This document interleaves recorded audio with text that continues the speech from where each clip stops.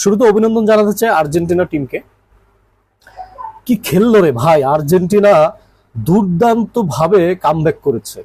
আমি অ্যাকচুয়ালি আর্জেন্টিনার সাপোর্টার বলে কথা না, দেখেন খেলা তো ফুটবলটা তো বেশিরভাগ আসলে মানে ওয়ার্ল্ড কাপটাই ফুললি ভাবে এনজয় করে দেখা হয়।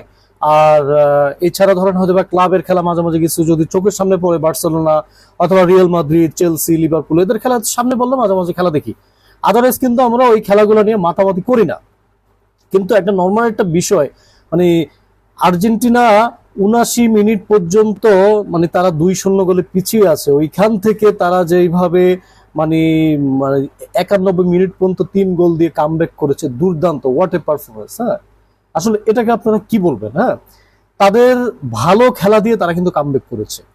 আর এবার যে ব্যাপারটা বিতর্কিত বিষয়, যেটা আসলে আমরা আসলে বাঙালি জাতি মানে আবেগে আমরা দৌড়াই, যে কি কেন রেফারি এটা করলো, আর্জেন্টিনাকে কমিটির টিম বলতেছে, মিশরের সাথে অন্যায় করছে। আসলে দেখেন নর্মালি একটা বিষয় হচ্ছে মানে ফিফার কিছু আইন আছে, যে আইনগুলো আমরা জানি না, আমরা শুধু খেলাটা হয়তো বা কিছু বুঝি বা কিছু বুঝি না বা অনেক কিছু বুঝি, কিন্তু ফিফার আসলে অনেক আইন কানুন আছে। ফিফার আইন অনুযায়ী তাদের ১২ নম্বর ধারায় একটা মানে ১২ নম্বর ধারা আছে তাদের একটা, আর্জেন্টিনার মিশরের যে গোলটা বাতিল হয়েছিল ওইখানে মানে আপনারা তো ভিডিও দেখেছেন, অনেক স্ক্রিনশট ফেসবুকে দিচ্ছেন। হ্যাঁ, ওইখানে মানে ইজিলি ভাবে কিন্তু মিশরের প্লেয়ার ফাউল করছে।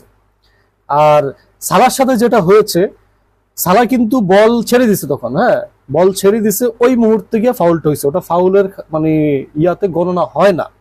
যদি সালার কাছে বলটা থাকতো তাহলে কিন্তু মানে ওই সময় ফাউলটা হইলে তখন কিন্তু সেটা হইতো।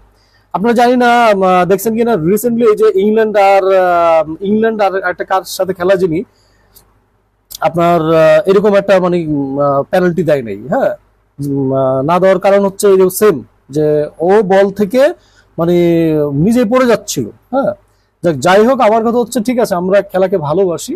হ্যাঁ, এইখানে সবথেকে বড় কথা হচ্ছে আসলে কেউ কাউকে এখানে মানে মানে টানতেছে না, যে ফিফা কমিটি মানে আর্জেন্টিনা কমিটির টিম ফিফা টানতেছে, আসলে বিষয়টা এরকম না। ওদের আইন অনুযায়ী কিন্তু ওরা গিয়েছে। হ্যাঁ, আর ধরেন না ওগুলো বাদই দেন, আর্জেন্টিনা যে ১০-১১ মিনিট পর্যন্ত যেই মানে টানটা দিল ৩ গোল, এই গোল তো অবশ্য ফিফা দিয়ে যায় নাই, তাই না, বা রেফারি বল ঢোকায় দেয় না, এগুলো তো তাদের নিজেদের জোরে দিচ্ছে। হ্যাঁ, তাদের নিজেদের দক্ষতায় দিচ্ছে। এখানে আসলে মিশরের ব্যর্থতা, যে মিশর ৭৯-৮০ মিনিট পর্যন্ত ২-০ গোলে এগিয়ে থেকে তারা কেন ডিফেন্সটা করতে পারলো না, তারা কেন ৩টা গোল খাইলো। আপনাদের মনে আছে কিনা জানি না, যে অবশ্যই মনে থাকার কথা, যেহেতু ফাইনাল ম্যাচ, গতবার ওয়ার্ল্ড কাপের ফাইনাল ম্যাচে দেখেন ৭৭ মিনিট পর্যন্ত আর্জেন্টিনা ফ্রান্সের সাথে ২-০ গোলে এগিয়ে ছিল।